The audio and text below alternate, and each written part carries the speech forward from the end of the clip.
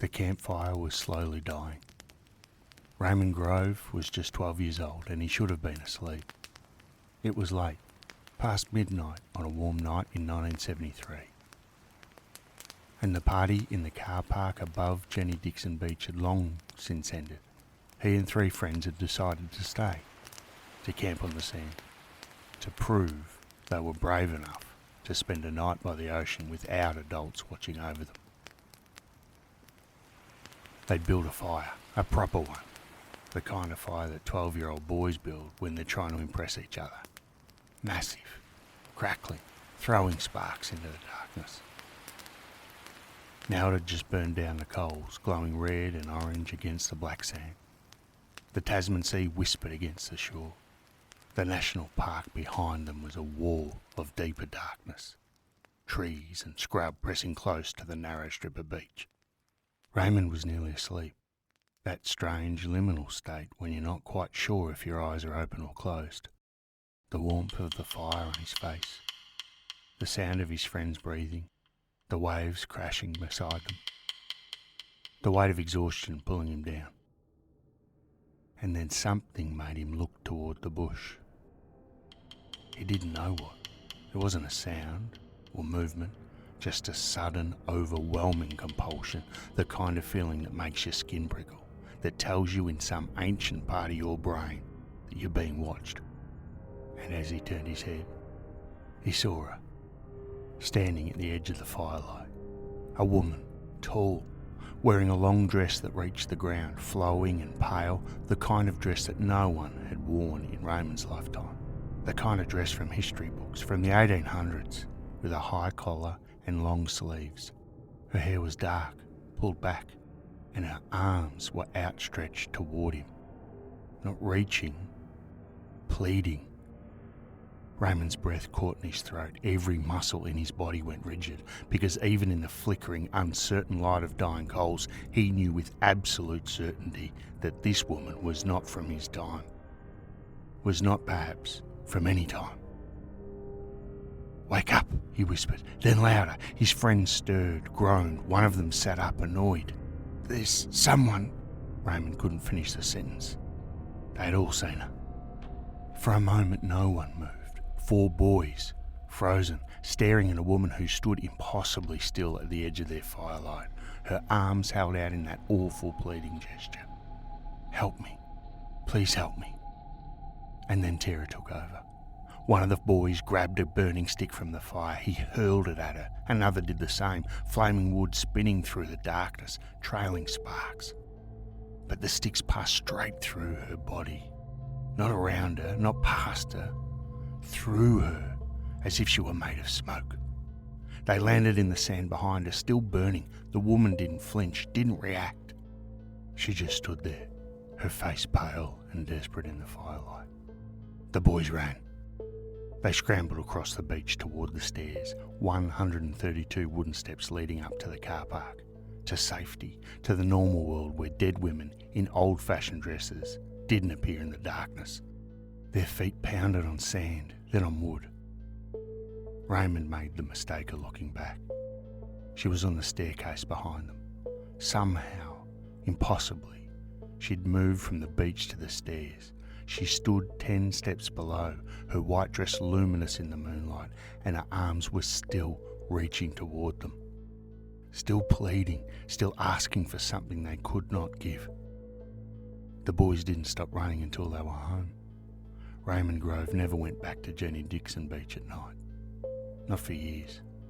Not until he was an adult, driven by a need to understand what he'd seen, to find out who she was, to learn why a woman dressed in clothing from the 1800s had appeared to 4 terrified children on a Central Coast beach and begged for help that never came.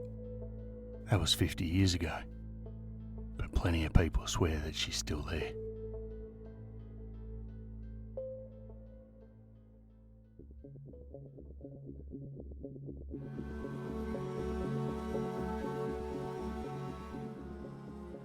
I'm your storyteller, Mark, and tonight I'm going to tell you a ghost story that's twice as creepy as any ghost tale that we've shared so far here on Struth. And that's because there isn't one ghost haunting Jenny Dixon Beach. There's two. And they're not even the most horrifying thing about this place. One is rooted in genuine maritime tragedy. Shipwrecks from the 1800s that claimed at least 15 lives along a treacherous stretch of coast before Norah Head Lighthouse finally ended the carnage. The witnesses who've seen this apparition describe a woman in period clothing, arms outstretched, searching for something she lost to the sea. The other is a phantom hitchhiker legend so famous it's been covered in films, podcasts, and over 2.5 million TikTok posts. And sitting alongside both of these legends, the maritime ghost and the phantom hitchhiker, lies a real tragedy that should have, but hasn't, haunted the Central Coast for 74 years. Two young girls murdered in 1950, their graves marked only with rocks for 6 decades. An unsolved double homicide that the community seems to have forgotten while embracing ghosts that may never have existed. This is the story of Jenny Dixon Beach, where folklore met real tragedy and created something that continues to draw witnesses, investigators and filmmakers more than 5 decades after Raymond Grove first saw a woman who couldn't possibly be real.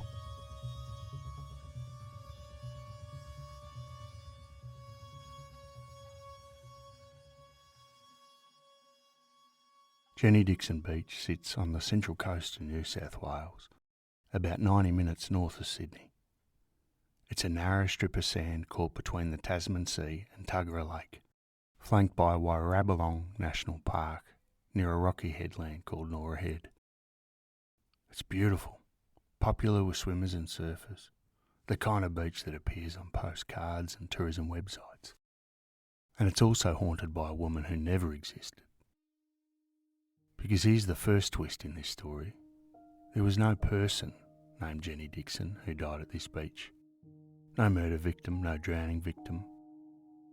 No tragic death that would explain the name.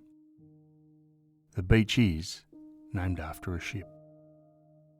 In 1870, or possibly 1871, sources differ slightly, a coal schooner called the Jenny Dixon was caught in a severe storm off the New South Wales coast. The vessel sought shelter in what was then known as Cabbage Tree Harbour, named for the native palms that grew in the area. The captain dropped both anchors. It didn't matter. The seas were violent, relentless, and the ship was swept ashore. All of the crew survived, but the incident was significant enough that locals began calling the beach after the vessel that had run aground there. And over time, through the natural evolution of language and local speech, Jenny Dixon Beach became Jenny Dixon Beach. The name stuck. The original name, Cabbage Tree Harbour, was gradually forgotten. And so, when the ghost stories began, when people started seeing apparitions on this stretch of coast and creating legends to explain them, they assumed the beach had been named for a victim. It's a logical assumption.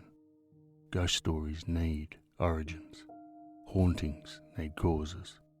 If a beach is named Jenny Dixon Beach and a ghost appears there, surely Jenny Dixon must have died there. But as we now know, she never existed.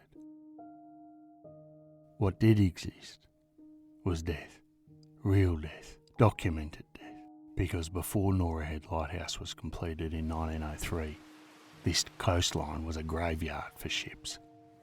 The reefs off Norah Head are treacherous, submerged rocks that don't show on the surface until it's too late. Strong currents, unpredictable weather. Captains unfamiliar with the area would run aground. Storms would drive vessels into the coast. Even experienced sailors couldn't always navigate these waters safely. Between 1836 and 1903, at least 36 ships wrecked near Norah Head. The exact number of deaths is unknown, but it's estimated at 15 or even more. Some wrecks were particularly deadly. The Esperanza went down in 1868. The Tim Whiffler capsized in 1871. A Chinese vessel, the name lost to history, deposited even more drowned seamen on the shore. And during World War II, the Dutch-built Nimbin struck a German mine 13 kilometres offshore. The captain and 6 crew died. These weren't maritime disasters happening in distant waters.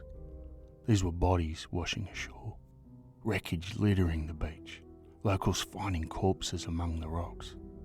For decades, death was woven into the fabric of this place. The lighthouse changed that. Norah Head Lighthouse stands 27.5 metres tall at the southern end of the peninsula. It was completed in 1903 after decades of lobbying following the deadly wrecks, and once it was operational, the carnage stopped. Ships could navigate safely, and the beach stopped claiming lives, but the dead don't always leave. Raymond Grove, who saw the apparition in 1973 and has spent most of his adult life researching it, believes the woman he encountered is connected to these shipwrecks. He believes that she's a mother searching for a son, a child swept overboard during one of the wrecks, a body that was never recovered, a grief that somehow imprinted itself on this place. He's now in his 60s. He lives near Jenny Dixon Beach, and he's adamant about one thing. The ghost he saw is not the same ghost that appears on Wilfred Barrett Drive. Because as I mentioned at the top of the show, there are 2 distinct apparitions at Jenny Dixon Beach, 2 completely different legends, and confusing them has only added layers of mystery to what's already one of Australia's most famous coastal hauntings.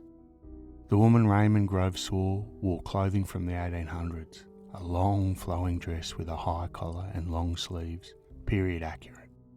She appeared on the beach itself near the scrub line where the sand meets the national park.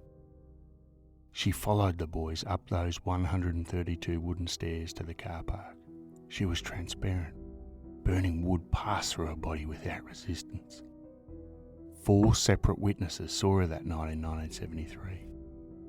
All 4 fled in terror, and all 4 remember it in exactly the same way. That encounter predates the internet, predates widespread knowledge of Jenny Dixon Beach as a haunted location. Raymond Grove didn't have a template to match his experience against. He wasn't primed to seeing a ghost. He and his friends were just camping on a beach, and something appeared that shouldn't exist. What makes his account credible is its specificity. The details about the clothing, the exact location, the physical impossibility of what he witnessed, and the fact that he spent decades trying to understand it, researching shipwrecks, examining historical records, looking for a rational explanation for an irrational experience. He still hasn't found one. But what he has found is this. The beach ghost and the roadside ghost are completely separate phenomena, different time periods, different locations, different descriptions.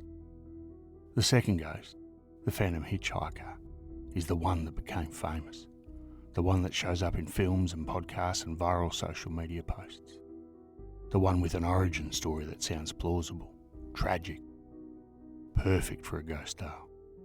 And that origin story, according to New South Wales Police, is complete fiction.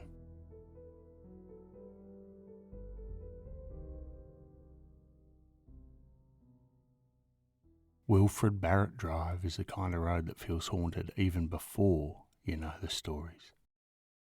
It connects the entrance to Norahville, running parallel to Jenny Dixon Beach but set back from the coast. At night, it's dark, tree-lined, isolated. The kind of road where you can drive for minutes without seeing another car, where your headlights carve a narrow tunnel through darkness and everything beyond that tunnel is unknown. And in this darkness is where the phantom hitchhiker appears. The following is one of hundreds of witness accounts. The doctor was on holiday, a visiting physician from out of state, driving along Wilfred Barrett Drive late one night in the early 1980s. Unfamiliar with the Central Coast and completely unaware of any local legends about ghosts or hitchhikers, he travelled alone along that dark, tree-lined, isolated road, his headlights illuminating the tea tree and saltbush. And then he saw her, a young woman standing by the roadside, long hair, white dress, her arm extended, thumb out in the universal gesture of hitchhiking. Something that in the 1980s was still relatively common in rural Australia. And so the doctor slowed, stopped, wound down the passenger window. She leaned in, her face was pale, her expression distant. She didn't say where she was going, just gestured vaguely down the road, and the doctor unlocked the doors. She opened the back door, not the front passenger seat, always the back, and climbed in. He heard the door close, felt the slight shift in the car's weight, glanced in the rearview mirror and saw her sitting there, staring forward, face blank. He tried to make small talk, asked where she was heading, asked if she lived nearby, asked if she was okay. But her responses were strange, fragmentary. Her voice seemed to trail off mid-sentence, words dissolving into silence before she'd finished speaking. He found himself talking to fill the uncomfortable quiet, glancing repeatedly in the rearview mirror at the pale figure in his back seat. The road curved, the headlight swept across the trees and bushes. He was approaching Norahville Road, near the cemetery. He started to ask again where she wanted to be dropped off. No response. He looked in the rearview mirror, and the back seat was empty. The doctor pulled over. His heart was pounding. He threw the car into park and twisted around to look directly at the back seat, not trusting the mirror, needing to see with his own eyes. Empty, completely empty.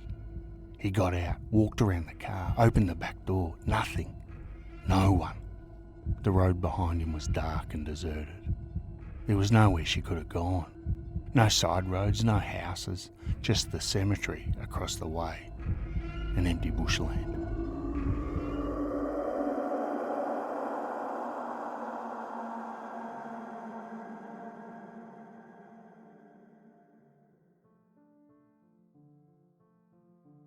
But she had been there. He'd seen her get in, heard the door close, watched her in the mirror, felt the weight shift in the car, spoken to her, even if her responses made no sense. She'd been there. And now she wasn't. The doctor drove the rest of the way to his accommodation in a state of shock. He couldn't explain what had happened, couldn't rationalise it. He was a man of science, for Pete's sake, trained to find logical explanations, to trust in observable reality. But there was no logical explanation for what he'd just experienced.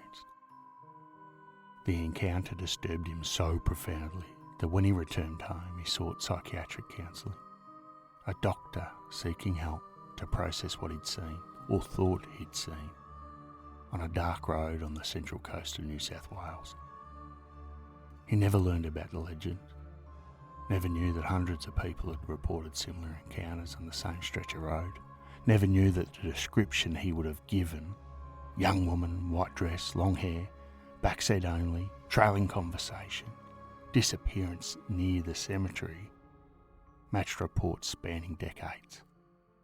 He simply knew that something impossible had happened to him, and that knowledge, that certainty that he had experienced something that couldn't be explained, haunted him long after he left the Central Coast. And it's this that makes the Phantom Hitchhiker legend compelling to believers. Not the fabricated origin story, not the folklore elements, but the witnesses. Real people, credible people, people like a visiting doctor with no reason to lie, no knowledge of legend to influence his perception, no motivation to fabricate an experience that would require him to seek professional help to process. Something happened on Wilfred Barrett Drive that night, whether it was psychological, environmental, or genuinely paranormal. It was real enough to change that doctor's understanding of what's possible in the world. And he was far from the only one. Hundreds of witnesses have reported seeing her over the past 50 years. The descriptions are remarkably consistent. A young woman, teenager, early 20s, long brown hair, wearing a white dress, sometimes described as a nightgown, sometimes as a formal dress. She stands silently by the roadside, thumbing for a ride. Hitchhiking, which was common in the 70s but rare now. And if you stop, and many drivers have, She climbs into the back seat, never the front, always the back. She'll speak, but her voice trails off. Her conversation is brief, fragmented. She seems distant and distracted. And then, as the car approaches Norah Head Cemetery, she vanishes. The local legend that has sprung up around these sightings is specific and tragic. In the 1970s, the exact year varies depending on who's telling the story, a schoolgirl was raped and murdered by 5 young men. A brutal crime. The attackers got away with it. No arrests were made. No justice served. But the girl's spirit, so the story goes, wasn't willing to accept that. One by one, the 5 attackers began to die under mysterious circumstances. The first hung himself. The second died in a car crash. The third drove his car off a cliff. The fourth picked up the ghost herself while hitchhiking, and after the encounter went mad and was institutionalised. And the fifth and final perpetrator joined a circus to escape his haunting. It didn't work. He eventually shot himself. Supernatural vengeance, cosmic justice, the dead girl ensuring her killers faced consequences even when the legal system failed her so miserably. It's a perfect ghost story. It's got everything. Innocent victim, vile perpetrators, supernatural retribution, and a warning. Don't pick up hitchhikers on Wilfred Barrett Drive, because you never know if the woman in white is flesh and blood or something else. As you could imagine, the story spread. It became local law, as much a part of Central Coast identity as the beaches and train stations. It was retold around campfires and at parties. Parents warned teenagers. Drivers claimed sightings. The legend grew. In 2011, filmmaker Christopher Holling made a horror movie about it called Jenny Dixon Beach. Shot partially on location with a meagre budget, the plot follows the disappearance of a schoolgirl named Jasmine Taylor and the mysterious deaths of her suspected attackers. Holling admitted he took poetic license to make the film gorier than the actual legend dictates. The Central Coast Council legitimised the legend through official library events. In 2016, they promoted a talk by Holling about the coast's most famous ghost and how hundreds of credible sightings of her over the past 40 years motivated him to make a thriller about her. By the 2020s, the story had gone viral. TikTok, Instagram, YouTube videos with millions of views. Jenny Dixon Beach became a destination for paranormal enthusiasts and thrill seekers. But there was just one problem. The murder never happened. In February 2024, the Newcastle Herald contacted New South Wales Police about the case. The response was unambiguous. New South Wales Police have confirmed on Thursday that while local officers know the tale, it was little more than a local legend. No victim has ever surfaced, not in 50 years of the legend being told. No specific year exists beyond the vague 1970s references. No contemporaneous newspaper articles document such a crime, and in a small community like the Central Coast in the 1970s, a brutal rape and murder of a schoolgirl would have been front page news for weeks. No family has ever come forward claiming the victim as their daughter, sister, or friend. Archive searches found no such mention of what would have been a sensational crime. And those 5 mysterious deaths of the attackers, the supernatural revenge that forms the backbone of the legend. No documentation, no names, no dates, no obituaries, no police reports, no news coverage. The entire origin story appears to be fiction. But not original fiction, because the Jenny Dixon Beach phantom hitchhiker follows a pattern that folklorists have identified around the world. Jan Harold Brunvand, in his 1981 book The Vanishing Hitchhiker, documented this exact urban legend appearing in multiple countries with local variations. The core elements are always the same. A young woman in white, a lonely road at night. She prefers a backseat, her conversation trails off, she disappears near a cemetery. There's always a connection to a tragic death narrative, usually a car accident or a murder. Paranormal researcher Michael Goss analysed hundreds of vanishing hitchhiker reports globally. His conclusion that they're typically fabricated folklore creations retold in new settings. It's not that the witnesses are lying. Many genuinely believe they've seen something, but psychological factors create the experience. Priming effects. Once you know the legend, you're prepared to interpret ambiguous stimuli as supernatural. A shadow, fog, another pedestrian on a dark road. Your brain, already primed with the story, fills in the gaps. Location characteristics. Wilfred Barrett Drive really is an isolated and eerie place at night. Between 2010 and 2019, 7 people died in traffic accidents on this road. That genuine danger creates anxiety, which makes drivers more susceptible to misidentification and fear-based perception. Confirmation bias. Stories that match the legend are remembered and retold. Mundane explanations are forgotten. If you pick up a hitchhiker who turns out to be a normal person going to a normal destination, that's not memorable. But if anything even slightly odd happens, it becomes evidence of the supernatural.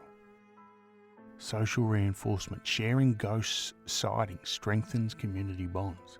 It gives people a shared cultural knowledge, a story that belongs to them. And memory reconstruction. Accounts grow more dramatic with retelling. Details are added, unconsciously, to match the established narrative. What might have been an odd feeling becomes a full apparition. A brief glimpse becomes a sustained encounter. The skeptics would say that the Jenny Dixon Beach phantom hitchhiker isn't evidence of the paranormal. It's evidence of how universal folklore patterns localise themselves, finding new homes in new places, adapting to local geography and history. But here's what makes this case genuinely unsettling. Beneath the fabricated legend, and alongside the shipwreck coast, lies a real tragedy, a real unsolved crime, real victims who have been almost entirely forgotten, while a fictional ghost became famous. On the 29th of August 1950, 2 young sisters told their mother they were going for a walk to Norah Head Lighthouse. Grace Dorothy Holmes, known as Dina by her family, was 18 years old.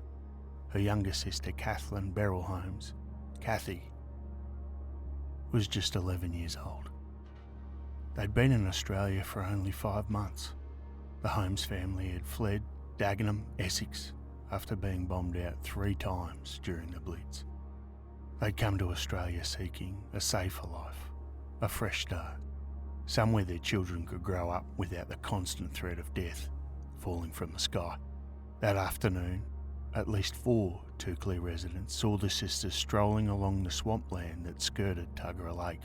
At 5:15 p.m, they stopped at the Canton Beach store and bought sweets. They were laughing, happy. 2 sisters enjoying a warm afternoon in their new country. Sometime after that, they were attacked in an area known as the Jungle on the edge of Tuggerah Lakes. They never made it home. Their mother waited, then panicked. By evening she'd raised the alarm. An all-night search began involving 60 residents combing through the scrubland and swampland around Tuggerah Lake. They searched through the darkness with flashlights and lanterns, calling the girls' names, but they found nothing. The next morning, 2 searchers, F.M. Brown and F.W. Jackson, spotted something in the mud near the swamp. Footprints. 2 sets of smaller prints, the kind girls would make, and beside them, a man's footprint. They followed the tracks for 3 miles. First they found bloodstains, and then they found the bodies. Grace and Kathleen were lying face down in the swamp, their heads and faces savagely battered almost beyond recognition. Someone had partially covered them with palms and bracken, as if trying to hide what they'd done. The violence was extreme and deliberate. This wasn't an accident or a moment of rage. This was sustained, brutal murder. 2 children killed in the country that was supposed to be their safe haven. A 25-year-old fisherman named William Birdle was arrested after being spotted near the bodies during the search. Police questioned him for 8.5 hours before charging him at 2 a.m. The trial hinged on a single piece of evidence, footprint casts taken from the scene. But the experts couldn't agree. Government medical officer Dr. C.W. England testified that the cast probably matched Birtle's foot. The defence expert, Dr. Vivian Bengefeld, swore under oath that Birtle could not have made the footprint. After deliberating for 80 minutes, the jury acquitted him of Kathleen's murder. A second trial for Grace's murder never produced a conviction. So, the case remains officially unsolved. 74 years later, no one has ever been held accountable for the deaths of Grace Dorothy Holmes and Kathleen Beryl Holmes. And for 64 of those 74 years, the sisters lay in unmarked graves. The Holmes family were too poor for headstones. Two girls who'd survived the Blitz only to be murdered in Australia were buried with nothing to mark where they rested. Just rocks. Anonymous graves that the world forgot.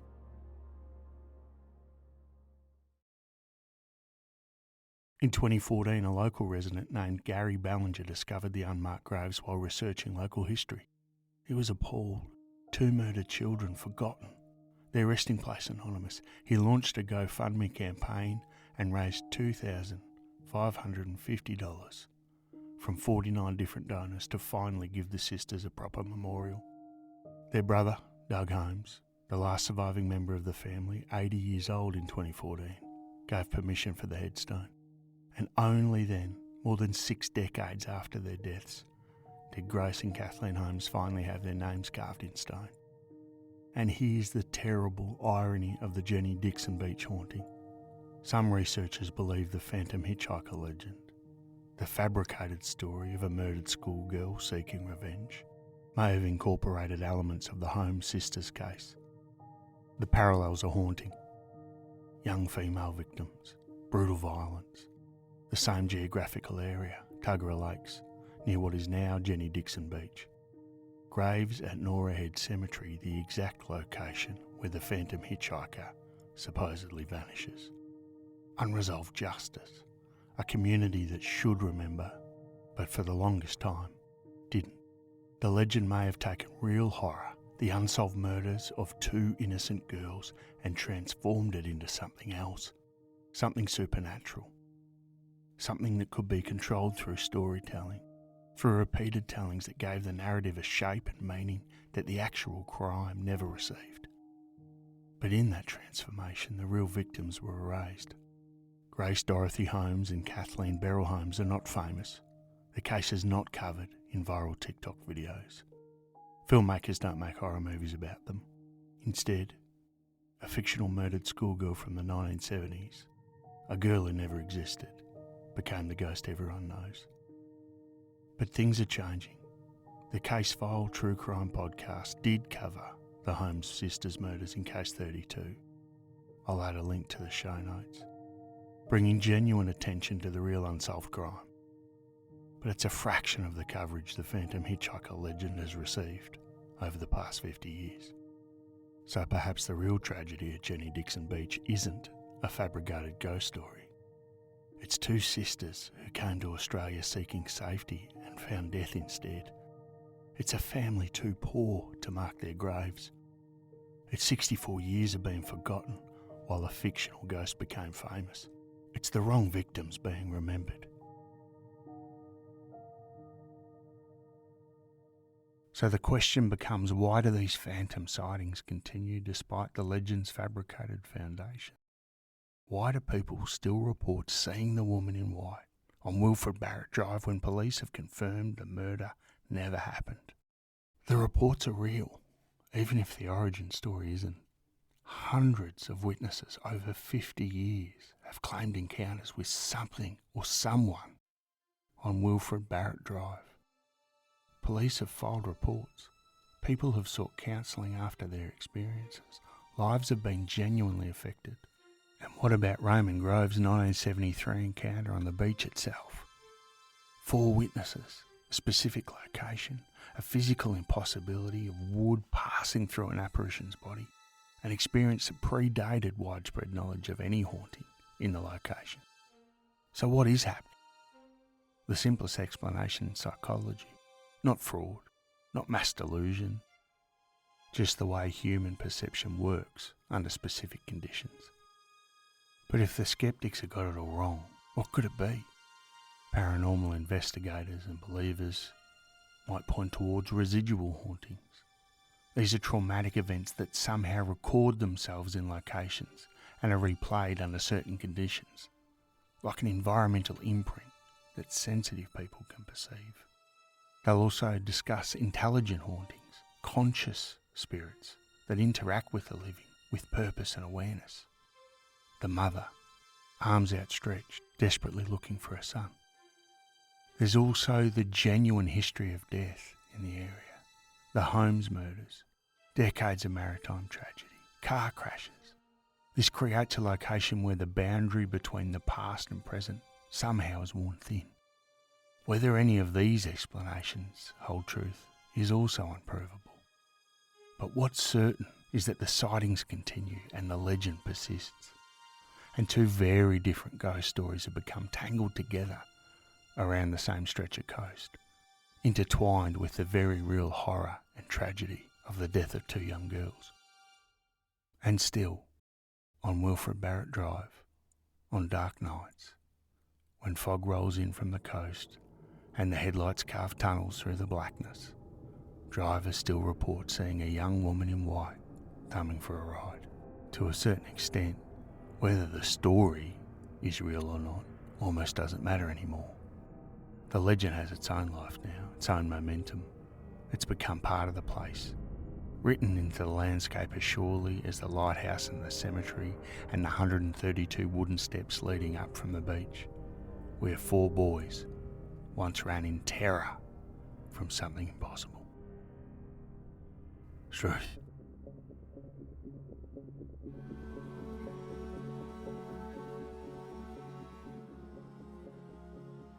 Thanks for listening. If you've enjoyed this episode, please do me a huge favour and subscribe, leave a review wherever you listen to your podcasts. It's been really awesome hearing from a number of you over the past couple of weeks on social media and through the email address truthpodcast@gmail.com. Listeners from around the world. I've had a few requests for Aussie mysteries that I'm going to cover in the new year, so thank you to those that have made those requests. Please keep reaching out with your emails.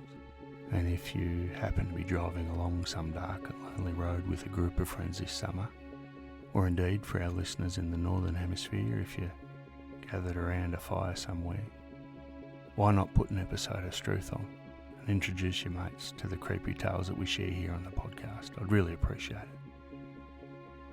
Keep an eye out up ahead on those desolate roads though. You never know what or who you might see lurking in the bushes. Thanks for listening.